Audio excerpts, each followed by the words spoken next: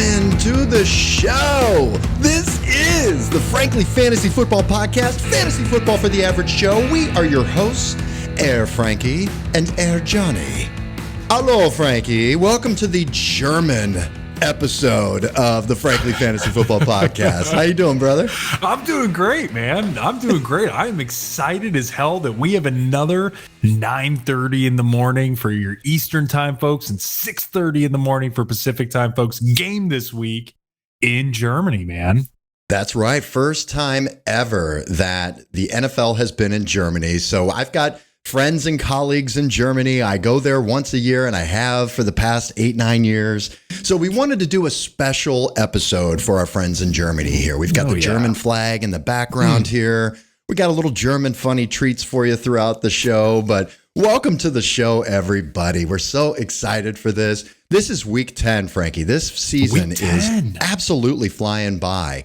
How did you do, speaking of, last week? I saw you had a heartbreaker on Monday Night Football. For those of you who want to know, I won 2 out of 3 leagues, and the league that Johnny is referring to is the heartbreaker I lost. I was up by 20 points in a 2-quarterback league with Andy Dalton.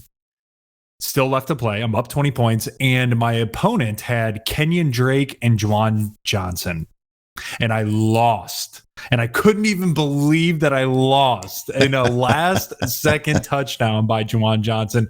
But that's how it rolls sometimes, man. That's how it goes. You know what? Shout out to my brother, Sean Hickey, for beating your ass. I'm 1 game behind you for the division lead. We have probably the 2 strongest teams in that league. So I want to see a Frankie and Johnny Super Bowl. That would be an absolute blast. Thank you so much for joining us, everyone. Once again, to our German friends, I've got a few just little treats here, for Germany. I've got, Chris Pratt was on Conan O'Brien years back, and he had a little German joke. So Chris Pratt's going to say it in German. I'm going to translate it for you when it's over. So enjoy. All right, let's hear this joke in German. I'm curious, okay? Okay, so Dieter und sein Opa Peter sitzen am Bett. Und Opa Peter sagt, Dieter, siehst du alle diese Häuser? Ich habe alle diese Häuser mit meinen Haaren gebaut. Und aber jetzt heißt jetzt Pizza die Hausbau. Nein. Und siehst du die Kirche? Ich habe die Kirche mit meinen Haaren gebaut. Heißt jetzt Peter die Kirchebauer? Nein. Und der Mauer. Ich habe die Großmauer mit meinen Haaren gebaut. Heißt jetzt Peter die Mauerbauer? Nein. Aber du ein Sau.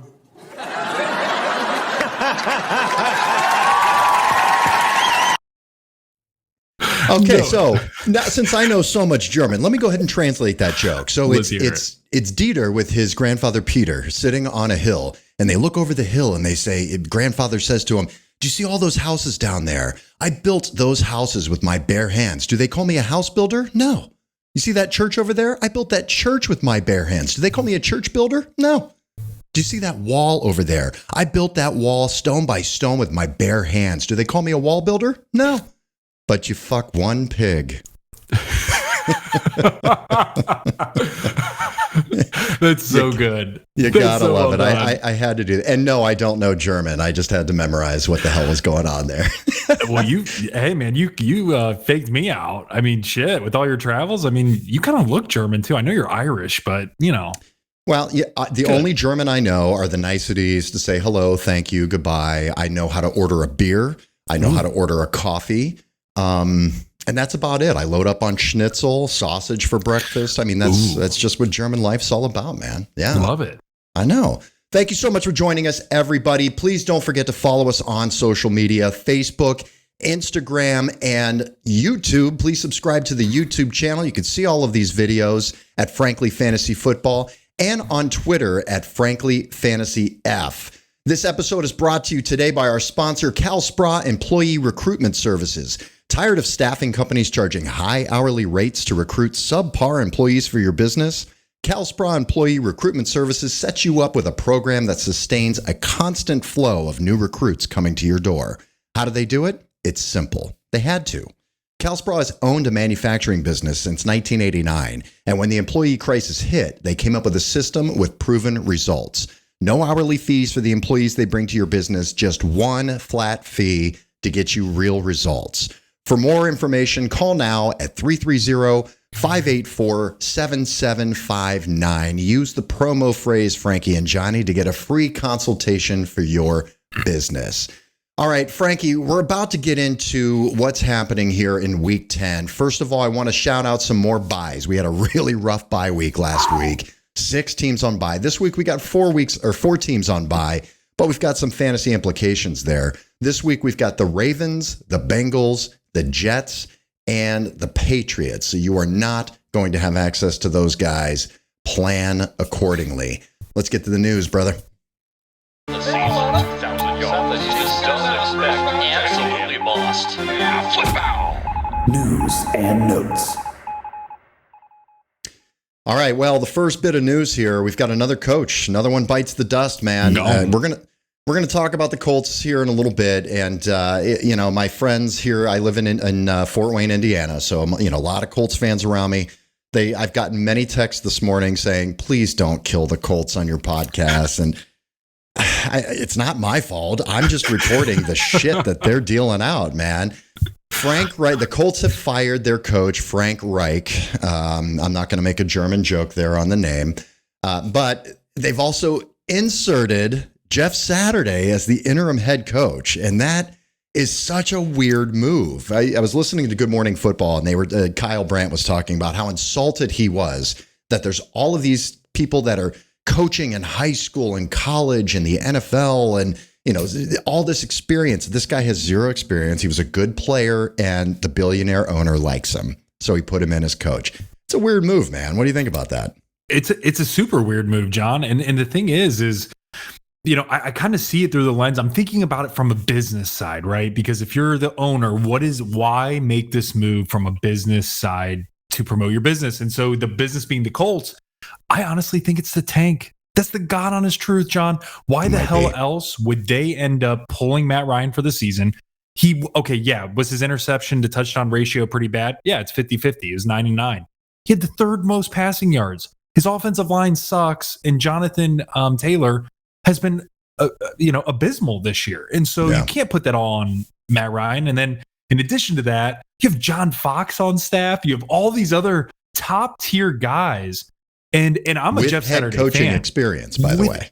With head coaching and Super Bowl experience. And so, for me, John, this goes back to, hey, we don't want to make any rash decisions, because if I am the owner here and I'm looking at it and you're telling me right now, my stud running back is beat up, we don't believe in Matt Ryan, I don't want to bring on a top coach because I maybe want my new coach to help me pick out my new quarterback. Maybe, just maybe, John. So that's my perspective on it. But yeah, totally weird. It's interesting. Well, I've got a little German video here, a little Family Guy German video for the Colts fans.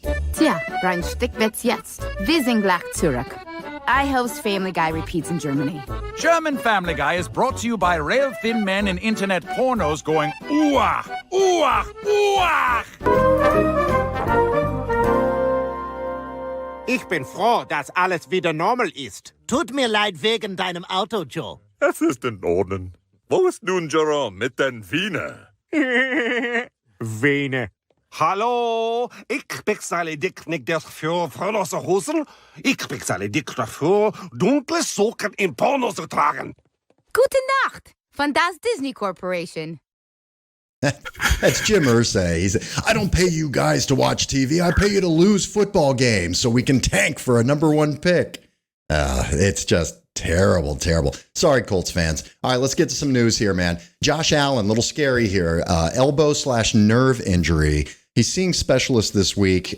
They're saying he should play, but we do need to know more. But the more that the news comes out, the more iffy it's starting to look, that there could be a little bit of nerve damage there. Pay attention to Josh Allen all week. Obviously, that affects many, many people on that team if he doesn't play this week. But it sounds like at this point, he should be good to go.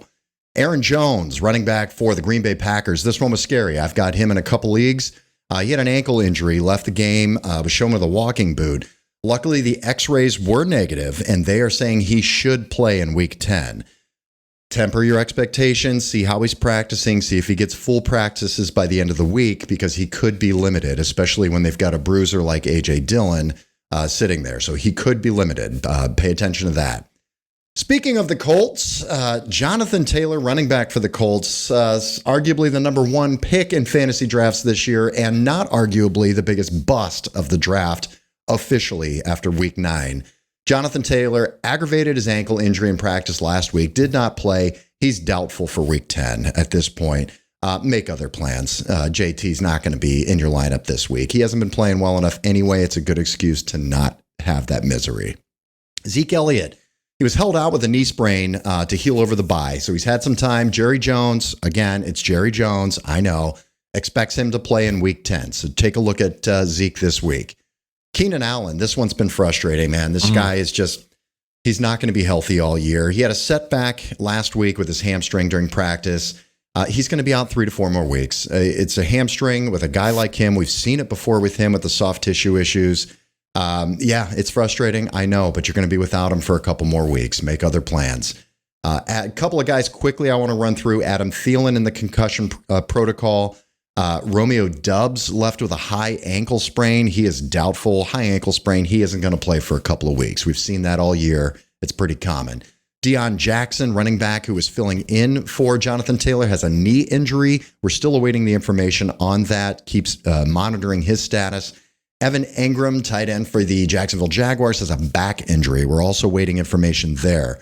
Christian Watson, wide receiver for the Green Bay Packers, can't get on the field in the concussion protocol still. Jamar Chase is still out. It's going to be week 12 or better before he can come back. Mark Andrews sat out of the game on Monday night with an AC sprain. I was figuring he wasn't going to play. They've got their bye week this week. I was figuring they weren't going to play him or they were going to use him as a decoy. I think it was the right decision. They didn't need him necessarily. So, Mark Andrews, take a look for him. He should be back for week 11. Deebo Samuel has a hamstring strain. He is questionable this week. No bueno there. Darren Waller sat out. He was out last week with a hamstring strain. He is questionable this week. He's another one of those guys. It seems like he's questionable every single week. He hasn't performed. You might want to make other arrangements at tight end instead of Darren Waller. Damian Harris missed with an illness. They've got a bye week this week, so he won't be back until week 11. I would have to assume he's still not going to be sick and should be back for week 11. Gus Edwards also missed Monday night, hamstring strain. He had the bye week. He's targeting week 11. It's not a for sure thing, so you're going to have to keep an eye on that for next week. Jarvis Landry also missed last week. He's questionable with an ankle for week 10. Chuba Hubbard, questionable with an ankle for week 10 as well. Nico Collins, questionable for week 10 with a groin strain. Johan Dotson, aggravated his hamstring strain. He's doubtful for week 10. They were hoping to get him back this past week, but it sounds like he's aggravated it. It's going to be week 12 plus, it's looking like, for Johan Dotson. Corey Davis, MCL sprain. He's out on a bye week 10. He should be back week 11. Ryan Tannehill, right ankle injury. He's missed the last 2 weeks. He's still questionable. At this point, unless you're in a 2-quarterback league and you must start Ryan Tannehill, he's not a guy you're going to want to stream anyway. Make other arrangements. David Njoku, doubtful for week 10. I'm not sure if he's going to be back yet or not. I still think he may need a little bit of time. A couple of guys interesting that are coming off of the physically unable to perform list, coming off IR. Elijah Mitchell, running back for the San Francisco 49ers. He's targeting a return for this week, week 10. Very interesting. I do not start him. It's a smash matchup they've got this week, but I would not start him because you've got CMC there. So you're going to kind of have to see how that plays out, I think, with the usage. I have to imagine they're going to use him. They don't want to hurt CMC. They don't want to give him too big of a load. And I think he's going to be more productive that way, too. So Elijah Mitchell could get 10, 12 carries. I don't expect that to happen his first week back, though. All right, Frankie, anything you got on the news based on what we just talked about? That sounds like a lot of injuries. So, guys, pay attention this week. And alongside the bye weeks, there's going to be injuries with those. So make sure just throughout the week you're updating your team, looking at the waivers, staying ahead of the game. Yeah, you can't afford at this point in the season to make a mistake. Keep an eye on things come Friday, come Saturday. See what the news is for your player that's questionable. Make the right choice. Don't be a lazy manager. This is not the time. Now is when you can make the run for the playoffs. Every win counts right now. All right, Frankie, let's get to Frankie and Johnny's Song of Ice and Fire.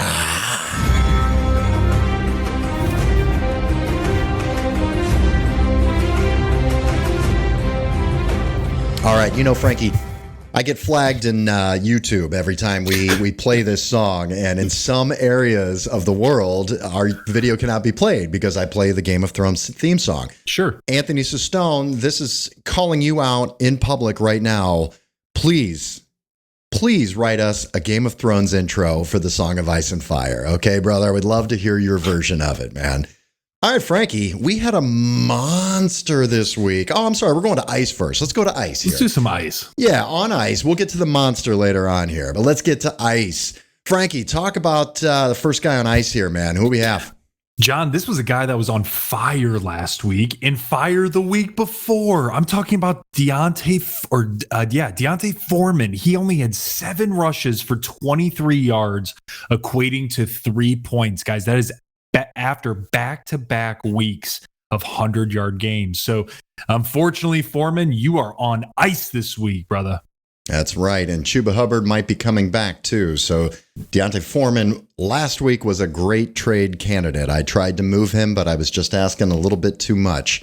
But, yeah, his status is going to be a little iffy for sure after a really bad game there. Really poor play by the Panthers right now, and Chuba Hubbard coming back, taking into some of those carries. So it's going to be tough. All right, let's shit on the Colts a little bit more, Frankie. I'll take this one, being the Indiana guy and being a guy who drafted him in 2 leagues. Michael Pittman Jr. I just the only reason I am starting him is because it's a 14-team double flex, and I don't have an option. But I'm telling you right now, I would bench his ass in a heartbeat. He's been really bad. Hasn't done anything for multiple weeks in a row. 3 catches for 22 yards, 3 points. You know what? This is Jim Irsay and the Colts reading a bedtime story to you in German. Whoa, thanks for the vote of confidence. Jeez, you're a bigger downer than a German bedtime story. There once was a boy who liked to suck his thumbs. His mother asked him to stop, but he wouldn't. So she cut off his thumbs. Now he has no thumbs. Good night. Now he has no thumbs. Good night. Yeah, that's the Colts right there, man. All right, who else? Give me a couple more guys here that are on ice. John, I'm going to lump in 2 receivers here. We got Drake London and MVS. We're playing that Chiefs game again. But with Drake London, John, he had 7 targets, which was interesting. He only caught 3 of them. So he caught 3 receptions, 7 targets for 23 yards and a fumble, which equates to a point. He had 1 point. Guys, ice. MVS, on the other hand, he had 1 target for 1 reception, 12 yards, also had a point. Both of them sucked and on ice, John. It's brutal. All right, let's get to a couple of running backs here. Another guy in Kansas City. Very difficult to start him right here at this point. You got to hope. You got to basically get lucky. I'm talking about CEH, Clyde Edwards-Helaire, the running back for the Kansas City Chiefs.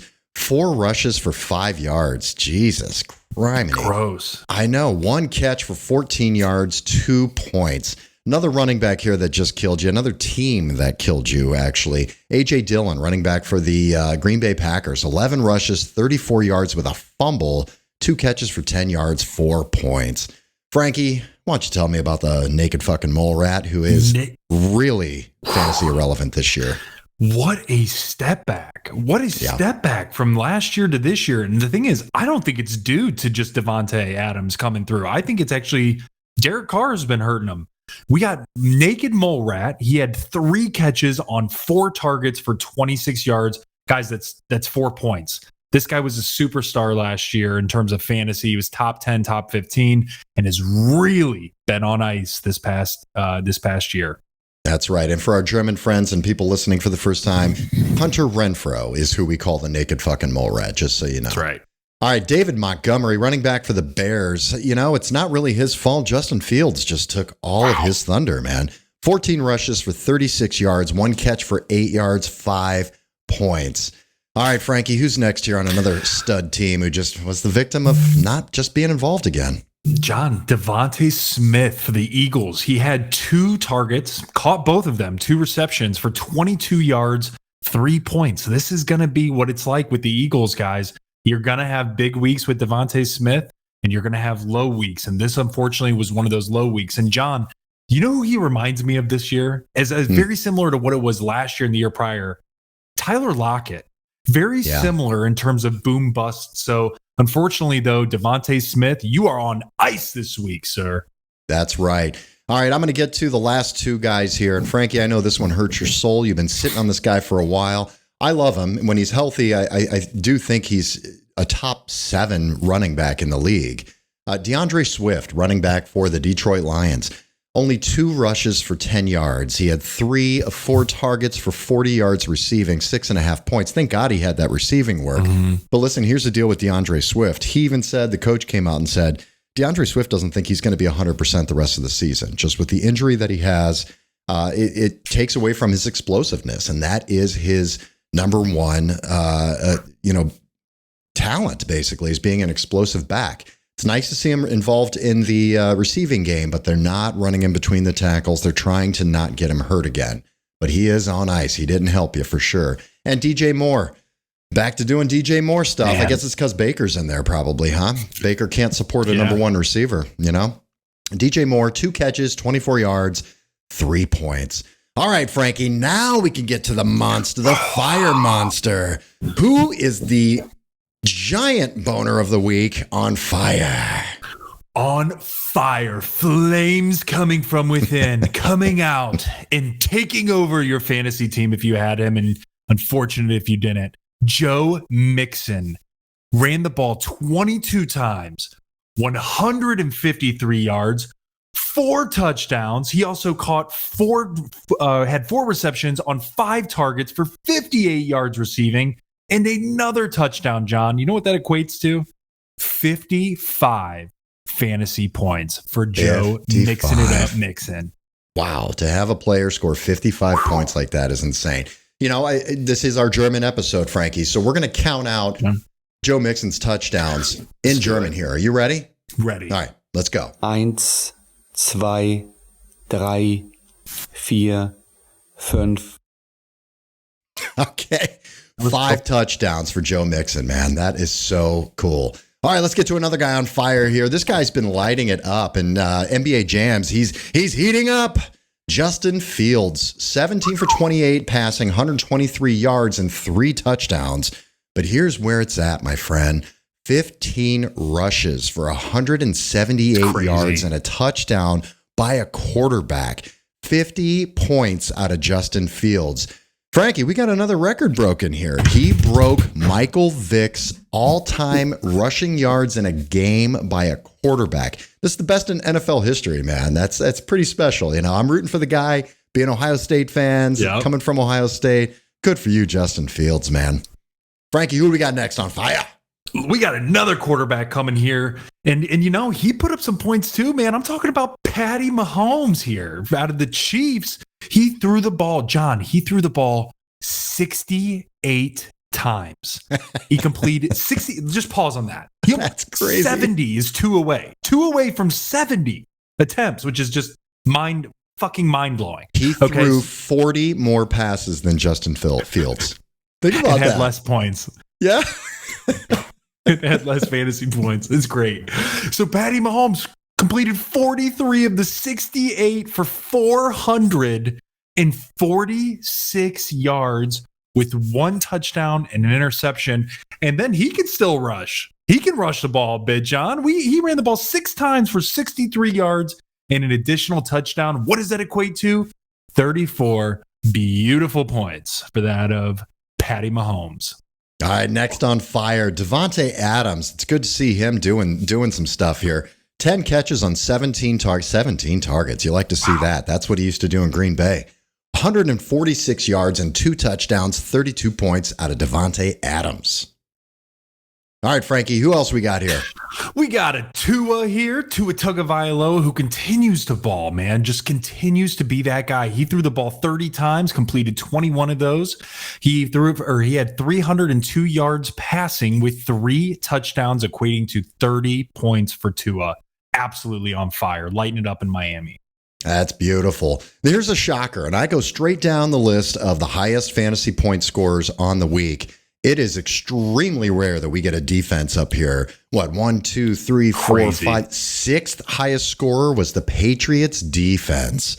I had them in some DFS lineups this week, and it did me well. 3 points allowed, a pick, 9 sacks on 12 quarterback hits. Oh my God. That doesn't even make sense. 9 sacks. They had 2 guys that each had 3 sacks. It was insane. They had a defensive touchdown as well. 29 points. Now, when you get a defense score like that, it doesn't even matter what the rest of your team does. You're probably going to win, and you're just going to dance around like a little German fucking puppet. My name is Chris, and I like candy and jumping on colorful birds. Wow! What else do I like? You like the pop singing of today. Du strig overlegt med mer än oss en swickta fjord, währenddessen ich noch rauch. Die special places sind dir wohlbekannt, ich mein, sie war gewoben auch. Dort singen oh, oh, oh, oh, oh. Schau, schau, der Kommissar geht oh, oh, oh. Yay! That was the Germanest thing I've ever seen. That is the Germanest thing I have ever seen as well. God, I would definitely be that happy, man, if I had the Patriots defense. Just dancing, you know? All right, why don't you talk about this guy? Because I have a feeling you're going to talk about him a little later as well. I'd be happy to. I'm talking about Kenneth Walker III. He ran the ball 26 times for over 100 yards with 2 touchdowns. He also had 3 catches for 20 yards receiving. Guys, that's 27 fantasy points from this rookie who continues to ball and is on fire. Oh, yeah. And basically dropping the exact same stat line as KW3. Travis Etienne. Frankie, was he your hit it or flex appeal last week? I think he was on there, or maybe the week before. 28 for 109 yards and 2 touchdowns. Literally exactly the same line. 2 catches for 17 yards, 27 points. Unbelievable. Great job, Travis Etienne. All right, Frankie, round off the fire for us. I'd be happy to with the King. King Henry returns to the fire, to the flames for 17 rushes on 100. He had 115 yards with 2 touchdowns. Guys, that's 25 points. That's back-to-back weeks of over 20. King Henry doing King Henry things, baby. Yeah, and you know, King Henry, we need to start calling him the Berserker. He reminds me of that scene in Clerks where the German guy's singing his heavy metal song, Berserker. In English, come on, Berserker. Girls think sexy. I'll watch. Wait, he's gonna sing and watch. It's too funny. My love for you is like a truck berserker. Would you like some making fuck berserker? That's fucking funny, man. Did he say making fuck? Did he say making fuck? You have those guys on your team that were on fire this week. You were making fuck all over your league. All over. All right, Frankie, let's get to the waiver wire. Let's look ahead here and see what's happening, man. Who can we look for on the waiver wire to help us out with these buys? All right, guys, we got a few here we want to talk about. First and foremost, I'm looking at Terrace Marshall Jr., guys. Who is that? That is the number 2 receiver right now for the Panthers. After the trade sending Robbie Anderson to the Cardinals, he has now become relevant. He is playing Atlanta this week, but I want to do a little bit of a look back to last week, guys. He had 6 targets. He caught 3 of them for 53 yards and a touchdown. Guys, he had 11 points 2 weeks ago, fantasy points. This past week, he had 13. That's back-to-back double-digit weeks now. And as I mentioned, he is emerging as that number 2 behind DJ Moore. So if you have an opportunity, now might be a very good time to pick up Terrace Marshall, especially in deep leagues, Sean. Okay, I like it. All right, the next guy I want to mention here is John, you teased him a little bit in the notes there, Kyren Williams. So guys, this is that rookie running back that's been on IR for the Rams since the beginning of the season, since week 1, actually. They are playing Arizona this week. So Arizona is a decent defense. However, he could be in line for a very big role, especially within this Rams offense. Guys, let me hit you with something here. The reason why I think that is because Cam Akers is been irrelevant. He's not effective whatsoever. Henderson has been extremely lackluster when given the opportunity and really hasn't shown that explosiveness that what he did last year. Could be due to some of the injuries. And now you have Ronnie Rivers, who, guys, isn't the guy. So this was the dude out of Notre Dame who was an absolute stud they got in the 5th round. I think he could be really big down the stretch. So you might want to pick him up and stash him if you can. Kyren Williams. Number 3, guys, I'm going to go with Wan'Dale Robinson. So again, I mentioned his name a few weeks back. He had a couple big weeks for double digits. I think with Tony gone, you're going to see an increase of volume. I know Tony hasn't played, but with Tony coming back, he obviously played this past week with Kansas City. I think that he, was just going to take time away from Wan'Dale. So pick up Wan'Dale versus Houston, stash him for a minute, see what happens. Could be very interesting. Number 4, I'm going to go with Jeff Wilson. For those of you who dropped his ass when he got traded or when CMC got traded and you knew he wasn't going to be relevant, wrong. That motherfucker's relevant again. So make sure to go and get him, guys, if you have the opportunity. He seemed, John, I know you like Mostert, but he did seem to take the backfield lead over Mostert and was much more effective with 5.7 yards a carry. So definitely Jeff Wilson playing Cleveland this week, with Cleveland being gashed in the prior weeks by running backs, could have a nice week. And then lastly, John, to round out these waiver wire additions here, I'm going to go with Cole Kmet. And it's a tight end, I know. But guys, for those of you that might have Isaiah Likely or might have Mark Andrews or maybe some of these other guys that have that are on bye weeks, he might be interesting. The reason being, they're playing Detroit. Okay, Detroit is the worst team from a fantasy perspective from a defense side. In addition, Cole Kmet has had back-to-back weeks with a touchdown and is coming off a 2-touchdown week with that of the Bears. And so Fields definitely seems to be finding that synergy. As we mentioned way in the beginning of the year, that Cole Kmet might be a guy that kind of shines. I think it just took him a little bit of while now, and now he's starting to come into the fold with that of Fields. So be on alert. If you have the ability to, you need a good stream, go Cole Kmet. All right, Dankeschön, my friend, Dankeschön. All right, let's go to a little game breakdowns of the game in Germany. We don't do this a lot, but you know what? This is a game that's highlighted. The Germans are all about it. They had 3 million people trying to buy tickets. They're like $2,000 a piece. 73,000 people can get in. I mean, it's going to be rocking there. It's going to be cool, man. It's going to be fun to see.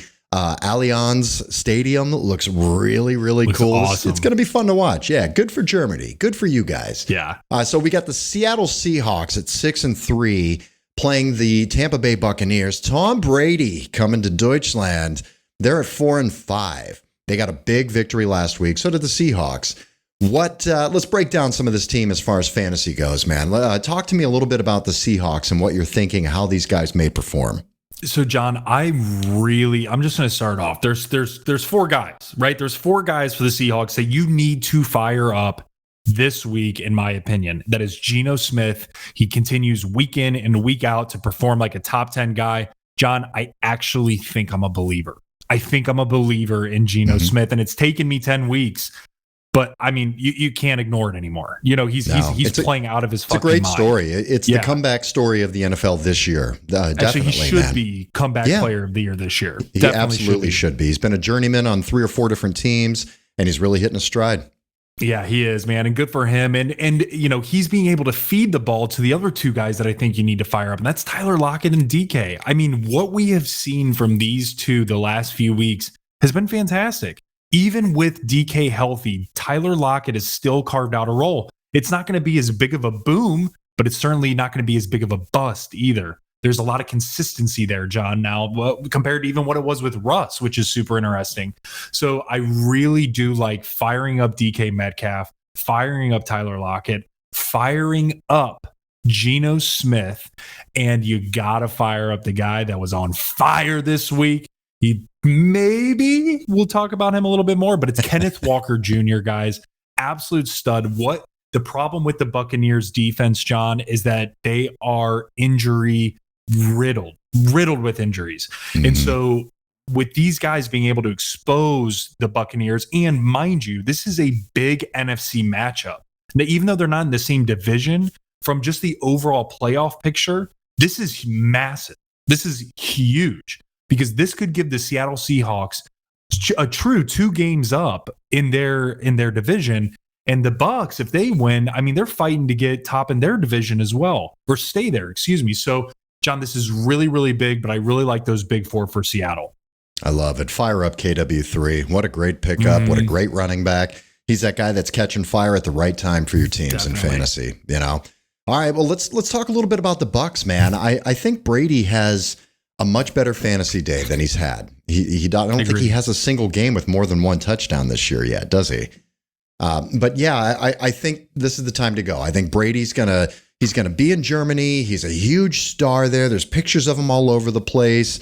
I think he's gonna stuff his face with fucking gluten-free schnitzel and go to town, man. What do you think about the receivers and the running back room with the Buccaneers here? So I'll start with the running back room. Makes me nervous. The running back room, with what Leonard Fournette has done, guys, it hasn't been good. And he's gotten the opportunity to perform. And so I don't know what's going on there, but I can tell you one thing.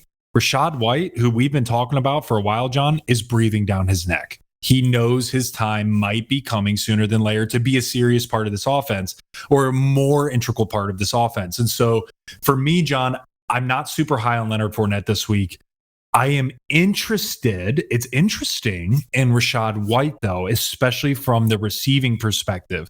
I think that there's a lot of opportunity for Tom Brady to find that James White in Rachaad White. So could be interesting. So for me, I'm very, very nervous and hesitant for Leonard Fournette. Obviously, you have him. More than likely, you need to start him.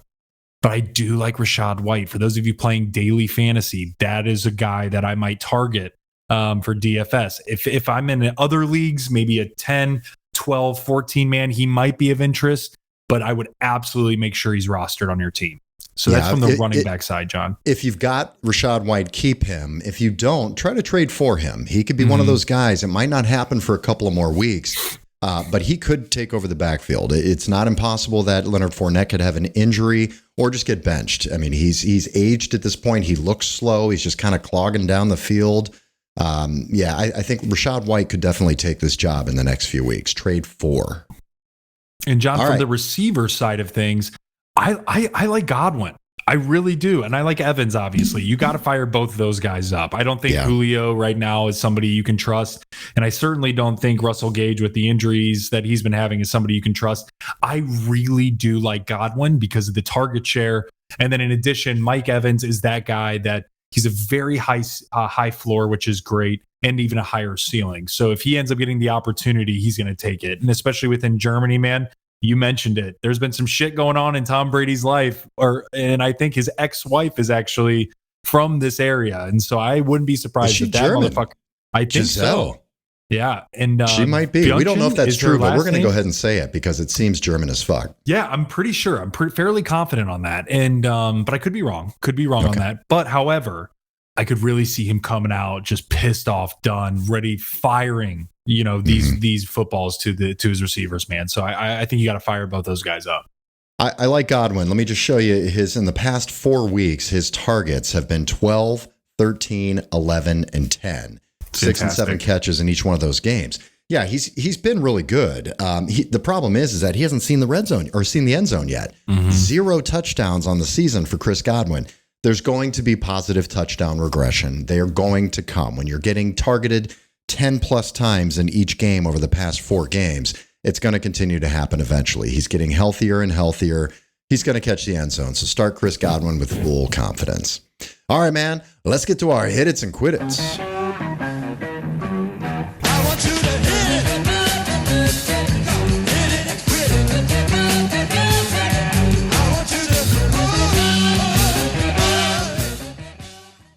Yes, Danka. Okay, last week's hit it's. Let's see how we did last week, Frankie. I had Josh Jacobs with 10 points, and I had Miles Sanders, who got 15 points. Nice. You had Aaron Jones, which doesn't really count because he got hurt, but he had 5 points, and Terry McLaurin with 8 points. So not bad. Not bad. Terrible. We did okay. We did okay.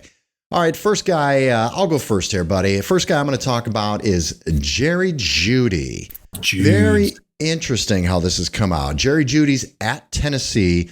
Last week, he was 6 for 7 targets, 63 yards, and a touchdown.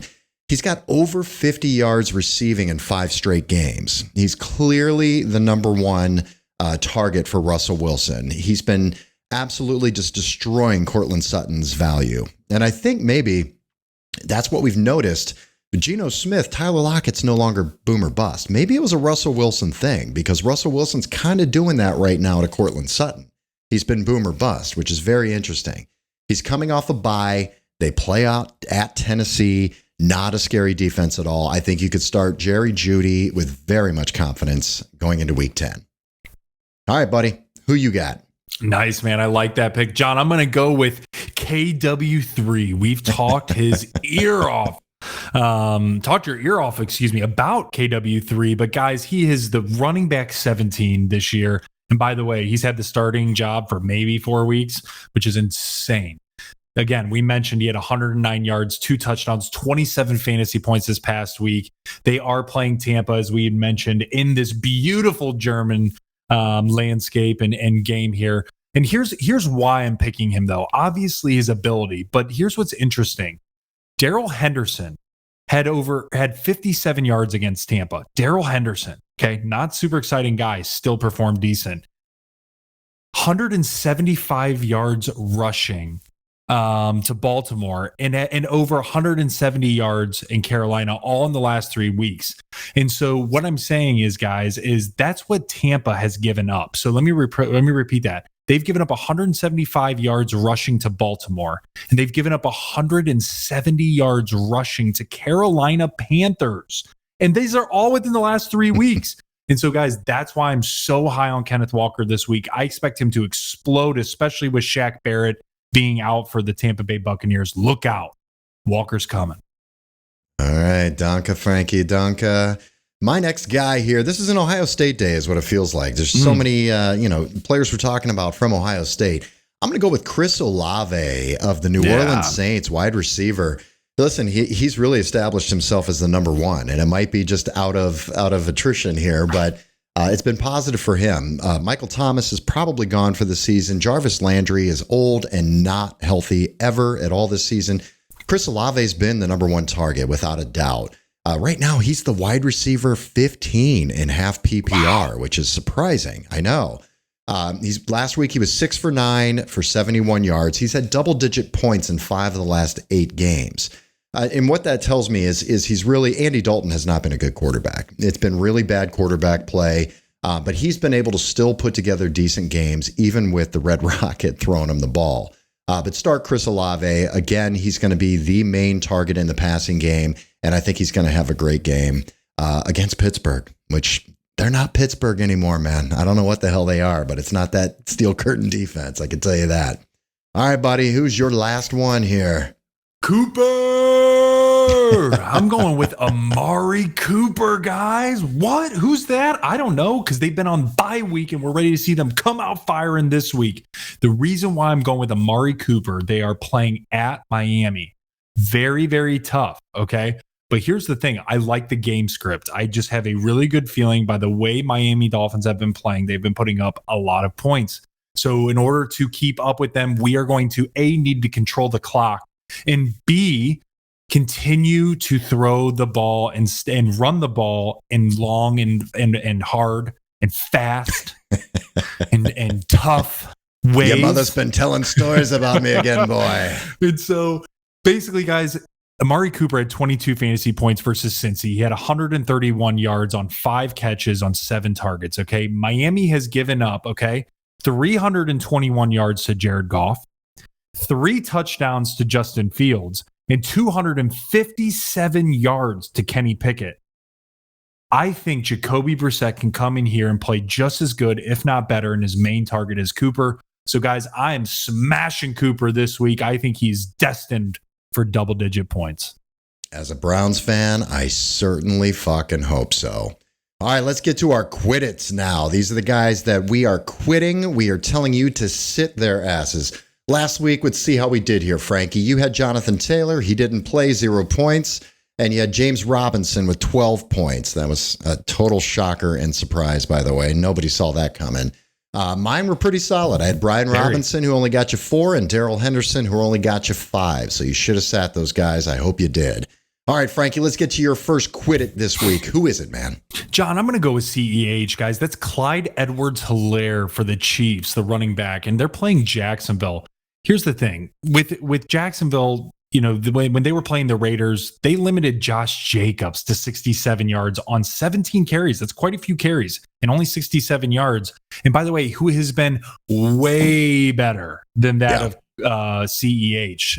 In addition to that, Latavius Murray and Melvin Gordon combined for 75 yards rushing against the Jags the last 2 weeks. So, guys, what I'm saying is this Jags team is improving. CEH is not. And so for me, this team is all based around Patrick Mahomes and his ability to deliver the ball to multiple people. And so that puts CEH, who's already in a timeshare with that of McKinnon as well as Pacheco. And so for me, this is not a week that I'm ready to put my name on CEH. So this week, I'm quitting CEH. You know, the main reason for me for CEH is that they've got 3 running backs that are basically the same guy. Yeah. It's not like you've got multiple backs and they have different roles. One's between the tackles and the bruiser to wear them down. The other one's in the passing. All 3 of these guys are very similar builds, very similar running style, and very similar specialties, you know, in the pass game. So it's just too much of a dart throw. It's rolling a dice. You have no idea what you're going to do and what he's going to do. I like it, man. All right, my first quit it is going to be James Conner, running back for the Arizona Cardinals. He's at the Rams this week, which is a very, very tough defense on the run or on the ground. He's only got 1 game this year in double digits, and that was week 1. He's been hurt all year. He came back from injury last week, but he didn't get a full workload. I don't think he's going to get a full workload right now either. They're going to work in Eno Benjamin. He hasn't had more than 55 yards rushing in a game yet. I'm keeping him, obviously. I'm not starting him against the Rams defense until I know he's healthy and he can get a full workload. It may still be a few weeks before that happens. So, John, question on this. I want to pause and marinate with this. So we've mentioned CEH. We've mentioned James Conner. We've talked about Leonard Fournette not being what he was. So yeah. I'm thinking back to the draft right now, guys. Okay, I'm thinking back, and I remember after that first round, those second round backs, pretty much after Saquon and Aaron Jones, right, is who we're talking about. John, do you find that, hey, man, if you're not like moving forward, that we've seen this now the last 2 seasons pretty much, the second and third round running backs have not hit. They just haven't hit. And so, again, we'll start talking about next year. It's not that time yet. We're not ready to talk draft, right? We're not ready to do that. But I'm thinking forward here a bit. John, for us thinking about this, is this something you look to avoid in your next year draft, knowing that, right, there's this stable on the front end, this stable group of guys, and I'm putting stable in quotes, right, with Jonathan Taylor obviously being the biggest bust. But you look at the second and third round guys, pretty much they've been irrelevant. And then you go to that next tier, which was the Breece Halls, the Kareem Hunts, the Tony Pollards, right? This another group that you could have got way better value. So my question to you is, John, should you look to maybe avoid some of these guys, or that second tier, that almost that early dead zone of running backs that we, you know, and maybe go receiver and maybe a quarterback or 2 receivers? Like, what are you thinking after seeing all of these different running backs kind of fall flat on their face? You know, typically my strategy when it comes to running back, I go for youth. And this is a young man's game. It's very difficult to sustain a long career as a running back and to perform at a fantasy level. You can have a very good career as a running back, but to perform at a fantasy level, it's difficult. I mean, look at guys like James Conner, Leonard Fournette, Zeke.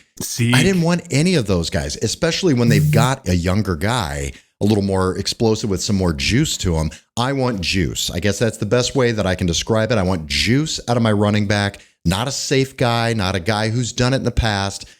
It's a young man's game. I mean, look at who was winning leagues right now and who's scoring points. Kenneth Walker Jr. That's a rookie who hasn't played. He didn't even play the first 6 weeks of the year. You know, Travis Etienne. I mean, you've got to look at the young guys that can come up later. Ramondre Stevenson. Yes. I mean, there's just a lot of these kind of players. I look for the youth and for the guys that are going to help me the second half of the year, not necessarily in the first half. No, John, that's super helpful. And that's exactly like, it was almost like, guys, in the beginning of the year, you have the Derrick Henrys, the CMCs, I'm still lumping in Jonathan Taylor, Austin Eckler, Dalvin Cook. We know that those guys are good, right? But then it was like there was these second level guys like that of who we mentioned, James Conner, Leonard Fournette, etc., Zeke, that are like that next tier. But then we were talking Etienne, Ramondre Stevenson, Tony Pollard, Kareem Hunt, all of these other, Kenneth Walker Jr. is, hey, these are part of that dead zone with that of almost Breece Hall, but it's almost like keep a mental note here, because this is very interesting. You might want to wait a little bit. All right. Apologize. I went on a little bit of a rant there, but it's very interesting just to conceptualize it and talk through it a bit. Yeah, no, it's true. I mean, think about it. Would you rather have Travis Kelce or Josh Allen or Najee Harris, who was taken around pick 7 in the first round? So my strategy has really changed, especially with quarterback. When you've got Justin Fields running for 178 goddamn yards rushing, why draft a running back there? Your running back didn't do that. Draft a quarterback there. I have no issue with that anymore. I do like to wait, but a Jalen Hurts, a Josh Allen, a Justin Fields, if they can get him some more help next year, I wouldn't be afraid of taking those guys over a running back and then loading up on young guys that can help me out later. Definitely. Well, John, speaking of running backs that kind of fell in that weird zone that hasn't performed, that's actually another one I'm quitting. Chase Edmonds. Even with his performance tailing off at Miami, he got new blood. He's traded to the Broncos. There's this breath of fresh air. Well, unfortunately, he still has Melvin Gordon and Latavius Murray there. So I definitely do not think, guys, that I know he's rostered right now. I do not think that this is a guy that you can put out there knowing that the other two behind him are A, established, and B, have played there before. And so right now there's too much competition, John. I'm quitting Chase Edmonds, and I'm waiting and seeing what happens. All right. I'm quitting the same guy 2 weeks in a row, and it's a shame. I really like him a lot. It's just this is, again, not the week for him. It's Brian Robinson, the running back for the Washington Manders. It's game script. I talked about it last week, and it absolutely came to fruition. He had like 5 points. It's game script. They've got 2 other guys in there now that catch passes with Antonio Gibson and Jerick McKinnon. J.D. McKissick. Yeah, McKissick. Those guys are in there when they're getting beat. Those guys are in there when they have to score points. If it's a negative game script with Washington, it is more often than not. Brian Robinson's just not going to be running between the tackles. He had 2 points against Indy 2 weeks ago, and he had 4 points against Minnesota. Now, Indy has a good rush defense. That's when you want to hold, kind of temper your expectations with him. Minnesota was just outscoring them. So when they're in that position where they're behind in score, he's also not going to be involved. All right, well, who's he play this week? He's at Philadelphia Eagles this week, which both has a great run defense and is going to score the fuck out of the ball against these guys. So it's just a terrible, terrible matchup in both ways for Brian Robinson. Sit his ass. It just doesn't make any sense to me. Yeah. All right, Frankie, let's get to our flex appeal.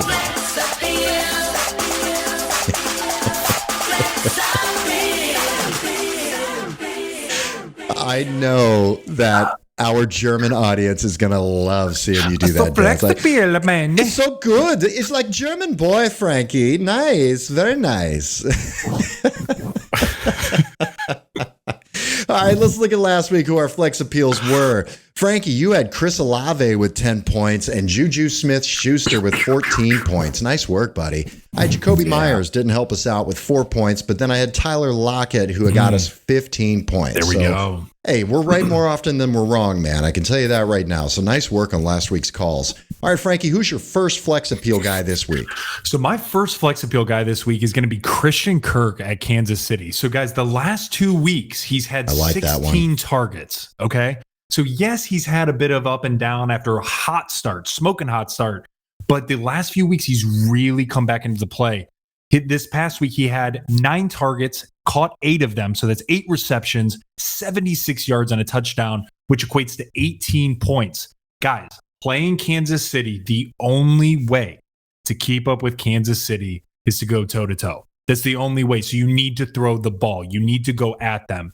And so Christian Kirk being that guy, I really think, John, that they're going to have to leverage him and use every bit of their arsenal, including that of Christian Kirk, to keep up with Kansas City. So could be a very interesting play for flex. You act like they're playing against a team who threw the ball 68 times last week. I mean, really? Right? Who knows? I mean, it's not like he almost threw 70 times.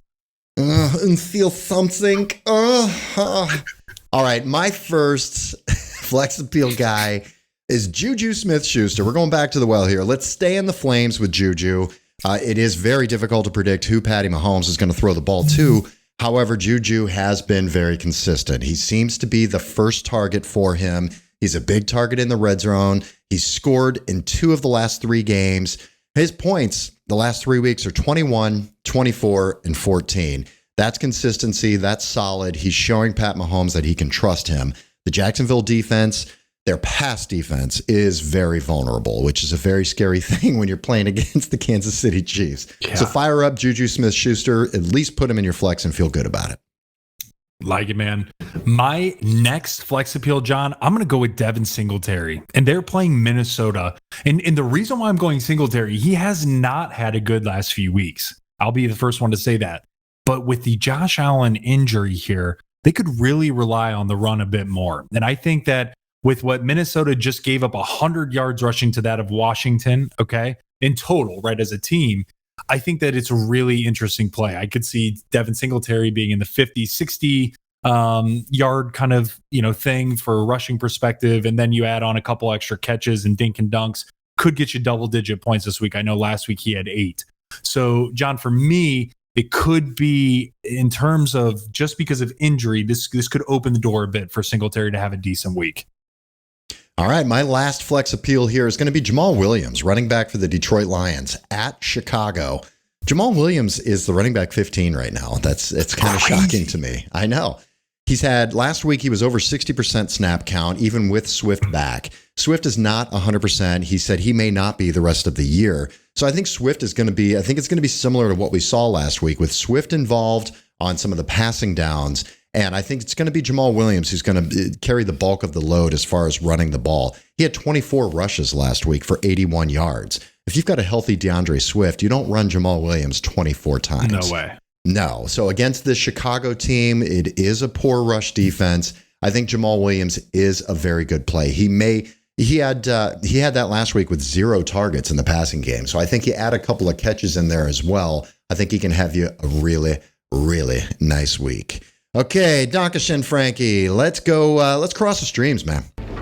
We'll cross the streams. Excuse me, Egon. You said crossing the streams was bad. Cross the streams.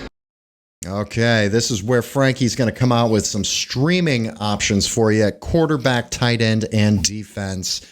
Frank it up for me, Frankie. What do you got? Hotlanta. I'm going with QB and tight end from the same team. We mentioned them both today. I'm going with Justin Fields and Cole Kmet. They're both playing Detroit. We know Detroit's defense isn't good. Actually, last week they played pretty damn solid. But over the course of the season, they have not been very good. And I just think with what Justin Fields has been doing the last few weeks and pairing that with Cole Kmet, guys, these are perfect stream options for this week. And then, John, from a defensive side, I'm actually going to fire up the Giants defense. So I know they were just on bye and they've been kind of figuring out a few things after that loss. But they're playing Houston. And I think what not a perfect game to bounce back on after a bye week than Houston. And so, guys, I like this defensive stream option for this week, week 10.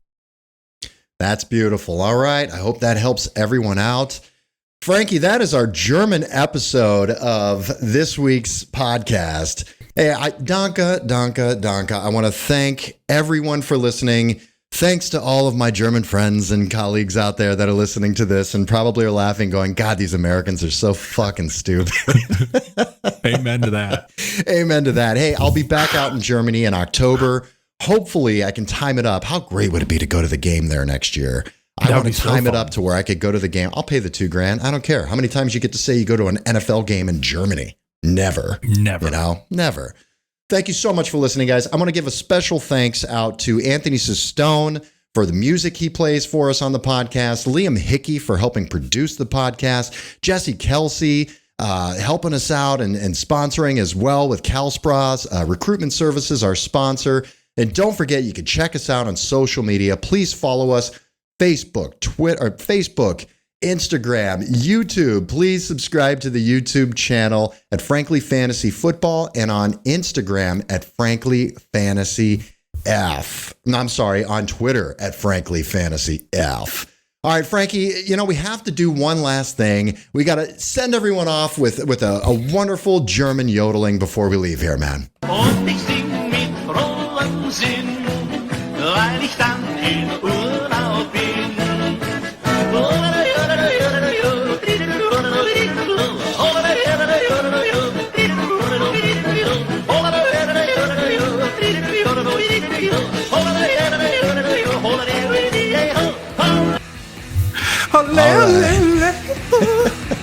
Love it. Everyone have a great week. Good luck to you. May the fantasy gods smile upon you. Auf Wiedersehen.